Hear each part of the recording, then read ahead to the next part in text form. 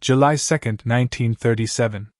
The first light of dawn stretches over the Pacific, painting the clouds in hues of gold and rose. The air hums with the low growl of engines, steady and brave. On the tarmac at La, New Guinea, Amelia Earhart climbs into her silver Lockheed Electra, her expression calm, her focus absolute. To the watching mechanics, it feels like a moment carved out of time, a prelude to legend. As the plane rises, the Pacific yawns below, endless and unknowable. Somewhere ahead lies a tiny speck of land called Howland Island, barely 2 miles long, her next stop on a journey around the world. Yet beyond that horizon waits a silence that will last nearly a century. Amelia Earhart, the most famous woman on Earth, vanishes into the thin blue air, leaving behind nothing but questions. Did she run out of fuel and fall into the sea? Was she captured, or sent on a secret mission that could never be revealed? Her voice fades from the radio, her plane disappears from sight, and history itself takes a deep breath. This is not just the story of a disappearance. It is the story of how legends are born, how truth is buried, and how one woman's courage still echoes across the endless sky. Amelia Earhart was more than a pilot. She was a symbol of courage, possibility, and defiance at a time when the world was still learning to believe in flight itself. Born in 1897, she grew up gazing at the sky, fascinated not by dolls or dresses but by motion, by freedom, by the endless expanse of the world waiting to be explored. She came of age in an era when aviation was still dangerous, experimental, and overwhelmingly male. Yet she carved her name into that sky with steady hands and unshakable conviction. To the people of the 1930s, she was not just a woman who flew. She was an idea, proof that the boundaries of gender, geography, and gravity could all be broken at once. She became the face of modern womanhood, a global icon whose very existence challenged convention. Newspapers called her Lady Lindy, a nod to Charles Lindbergh, but Amelia was something else entirely. She was elegance and danger combined, a pioneer cloaked in charm and discipline. Every takeoff was a statement, every landing a quiet revolution. Her life became a mosaic of daring achievements. She was the first woman to cross the Atlantic alone, a record-setter across oceans and continents. She wrote books, gave lectures, and used her fame to encourage young women to dream without fear. Yet behind the bright smiles and polished interviews, there was always another side of Amelia, one defined by restlessness. She was chasing something that fame could not satisfy, something that lived beyond applause. By 1937, that restlessness took form in an idea so bold it defied reason: to fly around the world along the equator. It was a route few men had attempted and none had completed. The journey would test the limits of aviation, navigation, and endurance. For Amelia, it was more than a record. It was the culmination of everything she believed in, a final gesture of defiance to a world that still underestimated her. The flight would begin in California and stretch across South America, Africa, India, and the Pacific. At her side was navigator Fred Noonan, a skilled seaman who had charted routes for Pan Am across the Atlantic. Together, they planned to conquer 29,000 miles of sky. The risks were immense. The technology of the time was fragile, dependent on radio signals that faded with distance and weather. The Pacific, vast and merciless, would be the hardest part. But Amelia Earhart believed in preparation. She believed in skill. Above all, she believed in courage. As she climbed into her Electra for that final stretch toward Howland Island, she was not chasing fame or headlines. She was chasing completion. The sky was her home, the world her map. And then, somewhere between La and the horizon, her voice faded into static. Her coordinates vanished. Her signal went silent. The world waited, and waited, until hope itself began to dissolve into legend. What happened to Amelia Earhart became more than a question of aviation. It became a symbol of human curiosity, a riddle that stretched across time. Her story still matters because it asks something of us all. How far would we go in the pursuit of discovery? And what would we risk to touch the edge of the unknown? The search for Amelia Earhart is not just about finding wreckage. It is about finding meaning in the places where silence begins. Amelia Mary Earhart was born in Atchison, Kansas, in 1897, in a world that still measured women's dreams by the walls of their homes. From the beginning, she stood apart. As a child, she built makeshift ramps to launch herself off rooftops with a wooden box for wings. She crashed, scraped, and laughed not because she failed, but because she tried. Her curiosity was relentless. She collected clippings about successful women, imagining a future where she might join their ranks. The early 1900s were an age of transformation. Automobiles, electricity, and flight were reshaping human imagination. When Amelia saw her first airplane at a county fair, she wasn't impressed, not yet. It was just a noisy contraption fenced off behind ropes. But years later, when she watched a small plane soar low over a field during World War I, something inside her shifted. She described it as a feeling of connection, as if the sky itself had called her name. Her first flight came in 1920, at an airfield near Los Angeles. 10 minutes in the air changed everything. She later said, "As soon as I left the ground, I knew I had to fly." The decision was instantaneous and absolute. She worked a series of jobs as a nurse's aide, a truck driver, even a social worker to pay for lessons. Her instructor, Nita Snook, was one of the few female pilots of the time. Together, they carved a space in a sky that wasn't built to welcome them. Amelia bought her first plane soon after, a bright yellow Kinner Airs she named the Canary. It became her symbol of independence. She broke altitude records, climbing higher than any woman had before.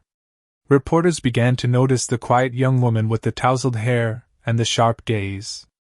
Her charm was natural, her determination magnetic. She wasn't interested in fame, but she understood its power. Fame could fund her flights, open doors, and inspire others. By 1928, she was invited to join a transatlantic flight not as a pilot, but as a passenger, chosen mostly for publicity. The newspapers called her the first woman to cross the Atlantic, but Amelia knew the truth: she hadn't flown the plane. Instead of celebrating, she quietly vowed to return to the Atlantic and cross it again, this time as pilot in command. 4 years later, in 1932, she did exactly that. She became the first woman and only the second person after Charles Lindbergh to fly solo across the Atlantic Ocean. The flight was grueling, cold, and terrifying. Ice formed on her wings. Her altimeter failed. Her fuel ran low. But when she landed in a pasture in Northern Ireland, the world changed overnight. Headlines exploded. "Amelia conquers the Atlantic!" She became America's Sky Queen, a modern heroine in an age hungry for inspiration. She met presidents, received medals, and signed autographs by the thousands. Yet through it all, she remained grounded, almost shy. She spoke softly, smiled often, and carried herself with quiet authority. But Amelia Earhart's success was not just about bravery. It was about timing. The Great Depression had shaken America, and people needed hope, someone who represented progress and possibility. Earhart became that symbol. Her husband and publicist, George Putnam, helped shape her image carefully, but her authenticity could never be manufactured. She was the real thing. Behind the photographs and interviews was a woman who thrived on precision, on planning, on pushing limits. She studied navigation, mechanics, and weather patterns. Every flight was a lesson. Every risk was calculated. She knew aviation was more than romance, it was survival. By the mid-1930s, Amelia was not just famous, she was a cultural force. She lectured at universities, wrote best-selling books, and founded the 99s, an organization for female pilots that still exists today. Her message was clear: the sky belonged to everyone who dared to reach it. Yet even as she stood at the height of fame, Amelia's gaze was fixed on the horizon. Each achievement only deepened her hunger for what lay beyond. The world had celebrated her triumphs, but she was not finished. Her ambitions were growing, and the next goal would test everything she had learned, everything she believed in, and everything the world thought possible. It would not be enough to cross one ocean. Amelia Earhart wanted to circle the entire Earth. By 1937, Amelia Earhart stood at the pinnacle of human ambition. She had already conquered the Atlantic and crossed the Americas, but she was not satisfied. For years she had dreamed of one final challenge, one that would not just break a record but redefine the limits of possibility itself. Her vision was simple to describe but almost impossible to achieve. She would fly around the world, following the equator, tracing a line that circled the very heart of the Earth.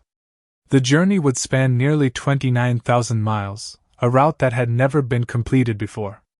To many it seemed reckless. To Amelia, it was inevitable. It was the culmination of everything she had learned from years in the cockpit, every risk, every lonely hour suspended between cloud and sea. She wanted to prove that aviation could unite continents and cultures, that flight was not a spectacle but a bridge between worlds. She began her first attempt in March of 1937, planning to fly west from California toward Hawaii. But that first flight ended in disaster when her plane ground looped on takeoff, damaging the landing gear and forcing months of delay. The incident was humiliating to the public, but Amelia took it as a lesson. She regrouped, repaired the Electra, and meticulously planned again. When she set off on her second attempt, this time eastward, she was stronger, wiser, and more determined than ever. Her plane, the Lockheed Electra 10E, was a marvel of modern engineering. It gleamed in the sunlight, twin engines humming like a heartbeat. Inside, the cabin was cramped and unforgiving, packed with fuel tanks that left barely enough space to move. Every pound counted. Every detail mattered. Her navigator, Fred Noonan, was a seasoned veteran who had charted air routes across the Pacific for Pan American Airways. His expertise would be vital for the navigation ahead, especially as they crossed the most remote waters on Earth. They departed from Oakland, California, in May 1937. The world watched through newspaper headlines as they soared from continent to continent. They flew south to South America, east across the Atlantic to Africa, then followed the curve of the equator through the deserts of Arabia and the monsoon skies of India. Over 20,000 miles passed beneath their wings. Each landing was a triumph of calculation and nerve. Each takeoff brought them closer to immortality. But as they reached New Guinea, exhaustion began to take its toll. They had been traveling for weeks with little rest. Equipment failures were creeping in. One of the radios had gone unreliable, and communication with the U.S. Coast Guard became increasingly difficult. The final leg of their journey would be the most perilous, a 2,500-mile stretch of open ocean to a tiny island called Howland, no larger than a strip of coral in an ocean the size of a planet. The U.S. Navy had stationed a ship, the Itasca, near Howland to guide her with radio signals. But even the smallest error in navigation could mean disaster. On the morning of July 2nd, Amelia and Fred stood beside their Electra at the airfield. The sun had not yet climbed high enough to burn off the fog. Mechanics fueled the engines as Amelia walked the perimeter of the plane one last time, checking every line, every bolt. She wore her familiar tan trousers, her hair tied back against the wind. To those who watched, she seemed calm, focused, even serene. She knew the risks, but she also knew the meaning of the moment. This flight was not just for her. It was for the women who followed her lectures with notebooks in hand, for the sponsors who believed in her, for the newspapers that chronicled every mile, and for the millions who saw in her a reflection of what human courage could achieve. The weight of expectation was immense.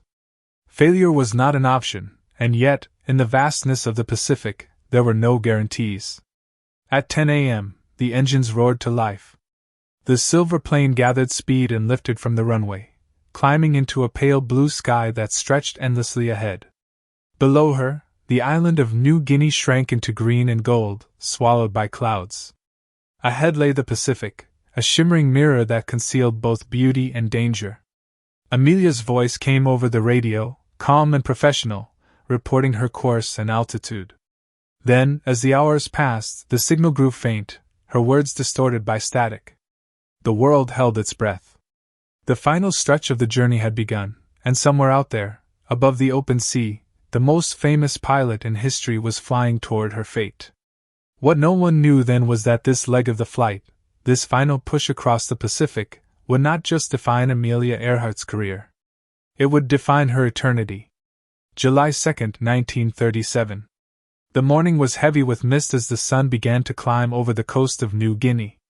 The air was thick, the sky uncertain. Amelia Earhart and her navigator, Fred Noonan, prepared their Lockheed Electra for what would be the longest and most perilous leg of their journey. The engines roared to life, steady and confident, the sound cutting through the damp air like a heartbeat before history. They lifted off from Lae at 10 in the morning, bound for Howland Island, a speck of coral in the vast Pacific. It was supposed to be an 18-hour flight, a straight line of faith drawn across an ocean. On paper, the plan was sound. Fred Noonan's navigation skills were unmatched, and the United States Coast Guard cutter Itasca waited by Howland, ready to guide them in by radio. But the Pacific is not a place that forgives mistakes. Almost immediately, problems began to mount. The headwinds were stronger than expected, slowing their progress. Clouds rolled in, blinding them to the ocean below, and rain distorted the horizon. Amelia's voice came over the radio early in the flight, calm but clipped. "Position report, on course, everything okay." But as the hours stretched on, the radio contact grew fainter, static bleeding into every word. Communication between the Electra and the Itasca became a desperate puzzle. Earhart could hear the ship's transmissions, but they could not hear her. Each time she spoke, her words were swallowed by the airwaves. The Pacific crackled and hissed with fragments of her voice, fragments that still haunt the records of that day. "We are on the line. 157, 337, running north and south." Those coordinates, simple numbers on paper, became symbols of mystery. They represented her last known position, a ghostly line drawn through nothingness. The Itasca's operators strained at their radios, logging every faint signal, every broken syllable. They sent repeated messages, guiding beacons, and emergency broadcasts. None were received. As daylight faded, the reality began to sink in. They should have seen the island by now. They should have caught a glimpse of the Itasca's smoke, or heard its signal tone. But the Pacific horizon remained empty, a mirror of gray water and sky. Amelia's last transmission was brief and tense. "We are running low on fuel, cannot see land, gas is running low." Then silence. The Itasca's crew stared into the endless blue, scanning the horizon with binoculars until night swallowed the sky. No flicker of light appeared, no sound of engines drifted through the dark. The next morning, search planes took off at dawn, tracing vast circles across the ocean, looking for wreckage, oil slicks, anything. But there was nothing. The Electra had vanished. The United States launched the largest search operation in its history. Ships combed thousands of miles. Pilots risked their own fuel to cover every possible path. Yet the Pacific, with all its depth and mystery, gave back no answers. It was as if the sea itself had chosen to keep her. For those who listened to her final calls, the memory lingered. The tension in her voice. The flickering rhythm of static. The eerie awareness that they were hearing history dissolve in real time. The woman who had once conquered the sky was now swallowed by it. No debris was ever found. No signal was ever traced. The coordinates that once guided her became the last fragile thread connecting her to the world she left behind. And somewhere out there, in the deep silence of the Pacific, the most famous pilot in history disappeared not with a crash, but with a whisper. It was a disappearance that defied explanation, a moment suspended in air, frozen between courage and fate. The flight that was meant to complete a circle around the globe instead ended in an unfinished line, a line that would haunt generations to come. When Amelia Earhart's final transmission faded into static, the world held its breath. Hours passed. Then days. Then weeks. In a time before satellites, radar, or GPS, there was only one thing left to do: search. And the United States government moved with unprecedented speed. Within hours of her disappearance, the U.S. Navy and Coast Guard launched what became the largest search operation in peacetime history. The Pacific was an ocean of uncertainty. Thousands of miles of water, broken only by scattered islands, reefs, and clouds. Somewhere in that endless blue expanse, they believed, Amelia Earhart and Fred Noonan were waiting to be found. The search began at dawn on July 3rd, with ships and aircraft fanning out from Howland Island, following imagined trajectories, tracing invisible lines of probability. The Navy dispatched the battleship Colorado and later the aircraft carrier Lexington, along with dozens of smaller vessels and reconnaissance planes. Every morning, crews rose before sunrise, scanning the horizon until their eyes burned from the glare of the sea. Pilots flew low over the water, sometimes so close they could smell the salt spray against their wings. They looked for debris, life rafts, oil slicks, anything that could break the monotony of the ocean. Each shadow, each ripple, became a question mark. The Itasca, the Coast Guard cutter stationed near Howland, continued to broadcast calls through its radio day and night. No reply came. Operators listened through static, clinging to faint blips of sound that might have been the Electra's signal, or might have been nothing at all. Every few hours a report would surface of a possible transmission heard by distant amateur radio operators, voices claiming to hear a woman pleading for help. Some insisted they heard Amelia herself calling, saying she was stranded on land, hurt, waiting. But when search planes reached those coordinates, they found only waves and coral. As the days turned into weeks, the optimism that had fueled the mission began to wane. The newspapers back home filled their front pages with dramatic headlines. Earhart missing! Great hunt in the Pacific! For a while, the world followed every update, every new rumor, as if the mystery itself had become a kind of national theater. Families gathered around radios, hoping to hear the words that she had been found alive. But those words never came. Behind the public narrative, tension began to build. Some officers believed they were looking in the wrong place. Others suspected something more complex, that perhaps Amelia had been forced off course far beyond the designated search area. There were even quiet whispers that her flight might have had another purpose, one too delicate to reveal. As official statements grew vaguer, frustration mounted. The Navy reported no findings. The Coast Guard expressed doubt that the Electra could have survived. Eventually, the order came to end the operation. After 2 exhaustive weeks and the expenditure of millions of dollars, the ships turned back toward home. The Pacific, vast and inscrutable, had yielded nothing. The announcement hit the public like a final blow. The government declared Amelia Earhart lost at sea. Her husband, George Putnam, refused to accept it. He financed private expeditions, sent searchers to distant atolls, and combed over navigational charts late into the night. But his efforts, too, dissolved into silence. When the official investigation concluded, it left more questions than answers. Why had radio communication failed so catastrophically? Why had her flight path veered off course? And why did the Navy end the search so quickly, despite persistent radio reports from the Central Pacific? The silence felt deliberate.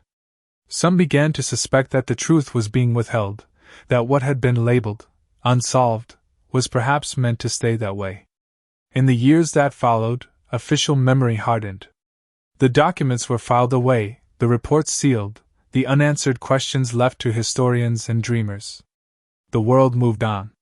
But for those who had heard her voice crackle over the radio one last time, the silence never lifted. Somewhere between the bureaucracy of governments and the indifference of the sea, Amelia Earhart's story slipped from evidence into legend. The search had ended, but the mystery had only begun. When the search ended and official reports offered no answers, the world turned to speculation. The mystery of Amelia Earhart's disappearance refused to rest. The ocean had swallowed her, yet her story remained alive, whispered in radio rooms, printed in newspapers, and passed from one generation to the next. Out of that silence, 3 dominant theories emerged, each one offering a different explanation, each one more unsettling than the last. The first is the crash and sink theory. It is the simplest, and perhaps the most logical. According to this version, Amelia and Fred Noonan missed Howland Island by a matter of miles, ran out of fuel, and were forced to ditch the Electra into the Pacific. They may have glided toward the water, hoping for a miracle landing, only to vanish beneath the waves. The U.S. Navy favored this explanation, calling it the most probable outcome. But the ocean near Howland is deep, stretching thousands of feet to the seafloor. Despite countless searches with sonar, submersibles, and modern technology, no trace of the plane has ever been found. Not a wing, not a propeller, not a single piece of identifiable wreckage. The theory offers closure yet no proof. The Pacific still keeps its secret. The second is the Japanese capture theory. This one carries the air of conspiracy and the weight of historical tension. In 1937, the Pacific was not an empty ocean but a chessboard of rising powers. Japan was expanding its empire across Micronesia, fortifying islands under its control. According to this theory, Amelia's flight path may have strayed north, leading her into Japanese territory. Some believe she landed, or crashed, on Saipan or the Marshall Islands, where she and Noonan were taken prisoner under suspicion of espionage. After World War II, American soldiers and local witnesses claimed to have seen a white woman and a man held captive on Saipan. Decades later, declassified documents hinted that U.S. intelligence may have known more than it admitted. Old photographs surfaced, grainy and haunting, showing a woman who resembled Earhart sitting on a dock with a man nearby, watched by Japanese soldiers. Experts debated the authenticity of those images, some calling them proof, others dismissing them as coincidence. Yet the idea lingered that perhaps Amelia Earhart had survived the crash, only to vanish behind the walls of a war that had not yet begun. Then came the spy mission theory, the most controversial of all. Some historians and former intelligence officers have suggested that Earhart's world flight was not merely a record attempt, but a cover for a secret reconnaissance mission. According to this view, the U.S. government may have asked her to gather information on Japanese military installations scattered across the Pacific. Her modified Lockheed Electra, equipped with advanced radio gear, may have carried more than just maps and personal effects. Her route, unusually close to Japanese-controlled islands, and the quiet involvement of certain government agencies have fueled decades of speculation. If this theory were true, it would explain the intensity of the U.S. military's response and its later silence. It would also make her one of history's most tragic covert operatives, a civilian hero caught in the early shadows of a coming world war. Yet, like the others, this theory rests on fragments, suggestions, and whispers rather than solid evidence. There are no documents that confirm it, no witnesses who can speak beyond rumor. What all these theories share is a reflection of their time. The 1930s were an age of ambition, but also of fear. Nations were arming for a conflict that had not yet erupted, and the Pacific was a region of both wonder and suspicion. Amelia Earhart's flight crossed more than oceans. It crossed invisible front lines between empires and ideologies. Her disappearance became not only a personal tragedy, but a mirror of global uncertainty. Each theory tells a story, not just of what might have happened, but of what people needed to believe. Some needed her to die a hero, lost at sea. Others needed her to survive, hidden away by forces beyond her control. In truth, perhaps all were reaching for something larger than facts. They were reaching for meaning in the silence she left behind. Whether Amelia Earhart crashed, was captured, or became an unacknowledged agent in a game of nations, her final journey reminds us of the thin line between exploration and danger, between courage and fate. And somewhere between those theories, between logic and myth, lies the real story of how one woman's disappearance became one of the greatest enigmas of the modern age. For decades, Amelia Earhart's name lingered like a question mark across the Pacific. Generations passed, yet the mystery never faded. Each new wave of explorers and scientists returned to the same question that had haunted the world since 1937. Where did she go? And why had the ocean, so vast and indifferent, refused to give her back? In the late 20th century, as technology advanced and exploration reached new frontiers, the search began again. What had once been an unreachable expanse was now open to sonar, satellites, and deep-sea robotics. Expeditions were launched not by governments, but by historians, archaeologists, and dreamers, people who had grown up with Amelia's story and could not let it go. They combed through archives, revisited flight logs, and pored over navigation charts. Every scrap of data became a clue, every anomaly a potential lead. One of the most compelling pieces of evidence came from a remote island called Nikumaroro, a lonely stretch of coral in the Phoenix Islands. It was uninhabited in 1937, a barren speck surrounded by turquoise waters and sharp reefs.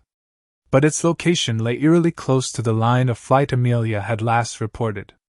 In the 1940s, British colonists settling the island had found a human skeleton, along with the remnants of a campfire, a woman's shoe, and a sextant box.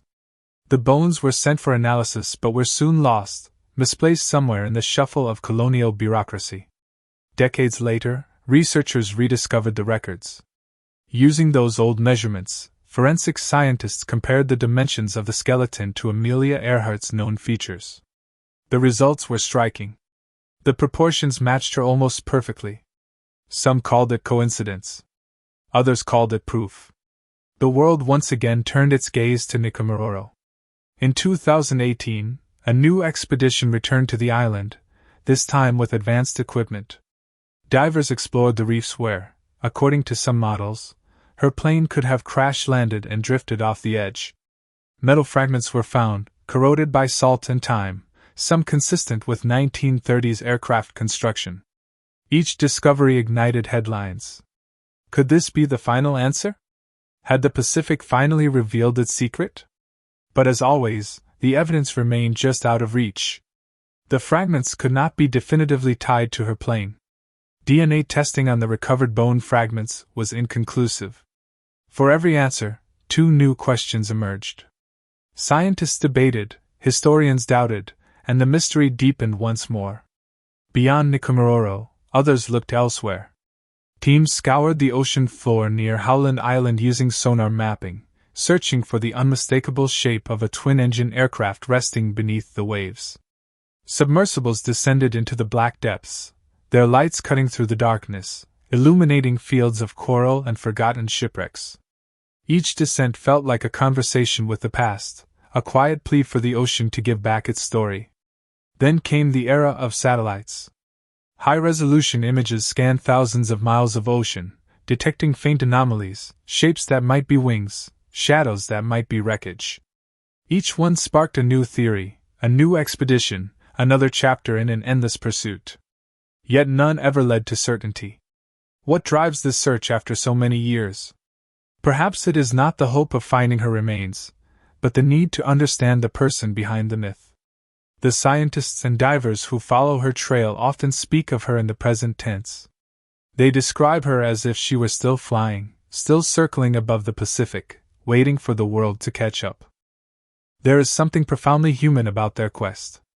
They are not only searching for a plane. They are searching for meaning and persistence, proof that the mysteries of the past can still challenge the brilliance of modern technology. In a world where everything seems discoverable, Amelia Earhart remains untamed. Each sonar ping, each DNA test, each satellite pass is another heartbeat in a story that refuses to end. Her disappearance has become more than an event. It has become a symbol of our eternal hunger to explore, to find what has been lost, and to understand what lies just beyond the horizon. Even in the age of algorithms and data, some mysteries refuse to bow to science. Some stories belong to the realm of wonder. And Amelia Earhart's is one of them.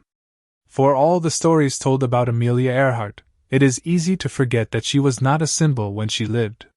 She was a person. The woman behind the legend was not made of marble or myth. She was made of nerves, laughter, exhaustion, and dreams. Her courage was not the absence of fear but the triumph over it. In her letters and diaries, Amelia revealed a voice that was sharp and thoughtful, sometimes mischievous, often reflective. She wrote of the isolation that came with fame, of the pressure to always be the hero that the public expected. There were moments when she doubted herself, when she confessed to feeling small beneath the endless sky. But she never let doubt become her master. Each flight was both a test and a meditation, a dialogue between her and the wind. She knew every takeoff could be her last. The technology of her time was fragile, navigation uncertain, weather unpredictable. But she accepted those risks with clarity. To her, danger was not something to be feared but something to be understood, measured, and faced. She once wrote, The most difficult thing is the decision to act, the rest is merely tenacity. That simple belief carried her farther than almost anyone else in her era. In hotel rooms far from home, she would sit at her desk long after interviews and ceremonies, writing to her husband George Putnam. She told him about the thrill of flight, the exhaustion of travel, and the ache of missing a life that always seemed out of reach. She was ambitious, yes, but she was also deeply human. She worried about failure, about being forgotten, about the growing gap between who she was and who the world believed her to be. Those who knew her best spoke of her quiet intensity. Before every flight, she would walk around her plane in silence, touching its frame as if in conversation. Mechanics said it was as if she was speaking to it, reassuring it, preparing both of them for what lay ahead. She carried with her a calm focus that steadied everyone around her. Fred Noonan, her navigator, respected her deeply. Together they shared an unspoken understanding, two professionals bound by the same fragile trust that comes from being suspended between earth and sky. There was humor in her too, and warmth. She loved a good story, a practical joke, a conversation about books and art. She had a quick wit that disarmed reporters and a smile that hid fatigue. Those close to her remembered that she carried an inner stillness, as if she was always halfway between the world she lived in and the one she dreamed of. Her courage did not come from recklessness. It came from conviction. She believed that every person, especially every woman, should have the chance to reach beyond the limits imposed upon them. For her, flight was not just about altitude. It was about freedom. It was a declaration that the human spirit was not meant to be confined. When she disappeared, the newspapers called her a mystery. But to those who understood her, it was never truly a mystery at all. She had lived her entire life chasing horizons. Whether in triumph or tragedy, she had done exactly what she set out to do. She had gone farther than anyone thought she could. In the end, the story of Amelia Earhart is not just about a plane that vanished. It is about a woman who refused to stop moving forward, even when the world could not follow her. Her courage, her curiosity, her quiet defiance became the heartbeat of an era. And that heartbeat still echoes, carried by every person who has ever looked at the sky and wondered what might be waiting just beyond it. Time has a way of turning tragedy into legend. Nearly a century after Amelia Earhart vanished, her name still drifts through the collective imagination like the contrail of a plane that never lands. She has become more than a historical figure. She is an idea. A symbol of courage, independence, and the eternal human need to keep searching for what lies beyond the horizon. Her face adorns postage stamps and murals. Her name graces airports, schools, scholarships, and even spacecraft. NASA engineers once named modules and shuttles in her honor, inspired by the same spirit of exploration that sent her soaring into the unknown. The U.S. Navy christened ships after her. Statues of her stand in city squares across America, her gaze fixed on the sky, as if still scanning the horizon for the next adventure. What began as a story of loss became a legend of endurance. During World War II, her image was used in propaganda posters to inspire courage and patriotism. She became a ghost of hope in an age of uncertainty, proof that greatness required risk, that discovery demanded sacrifice. As decades passed, her story evolved beyond national borders. Writers, filmmakers, and artists reimagined her life in novels, documentaries, and songs. Each generation recreated her in its own image, finding in her disappearance something deeply human, something eternal. She became a mirror for our own questions. What drives someone to keep pushing forward when the odds are impossible? What does it mean to chase a dream knowing it might cost everything? Amelia Earhart's legend endures because it is not only about how she vanished, but why she dared to go at all. Her story reminds us that exploration is not about certainty. It is about faith, the quiet belief that the unknown is worth the risk. Even today, her name is spoken with a kind of reverence. Pilots mention her before takeoff, a silent nod to the one who showed them what was possible. Historians still debate her fate. Adventurers still trace her route across the globe, following her map as if retracing a sacred path. And each time a new expedition sets out to search for her plane, it is not only about finding wreckage. It is about keeping her spirit alive.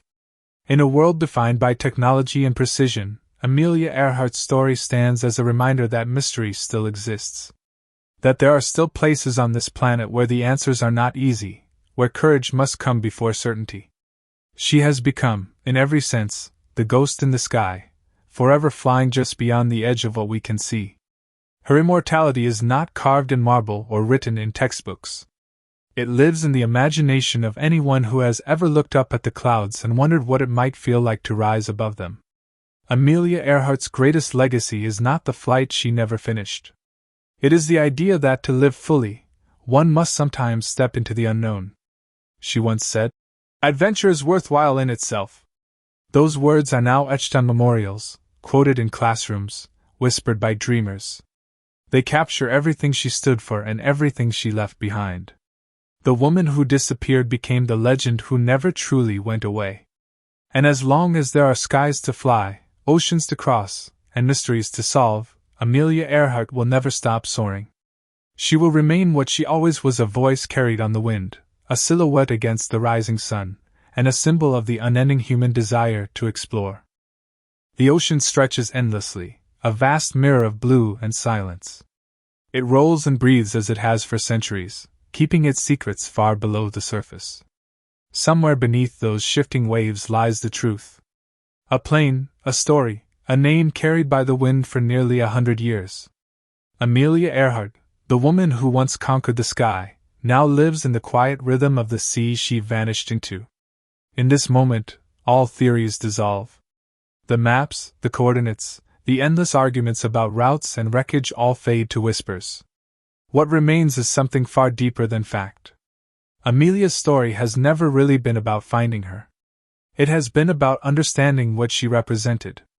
She was the living embodiment of a question that humanity has been asking since the dawn of time. How far are we willing to go to find what lies beyond the horizon?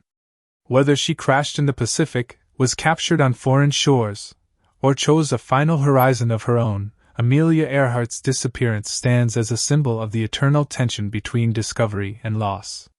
Greatness always carries a cost. It asks for risk, sacrifice, and sometimes silence. Amelia understood that. She knew that the edge of human possibility is not a place of comfort, but of uncertainty. The true ending to her story is not the discovery of wreckage, nor the decoding of a mystery. It is the realization that her courage, her defiance, and her willingness to vanish into the unknown are what make her immortal. Her legacy does not rest at the bottom of the ocean. It soars above it, carried in every dreamer who dares to take a step into the impossible. In the end, Amelia Earhart did not simply disappear. She transcended the limits that bound her. She became a reflection of what humanity is at its best, curious, restless, and unafraid of the dark. Her final flight was not just the end of a journey.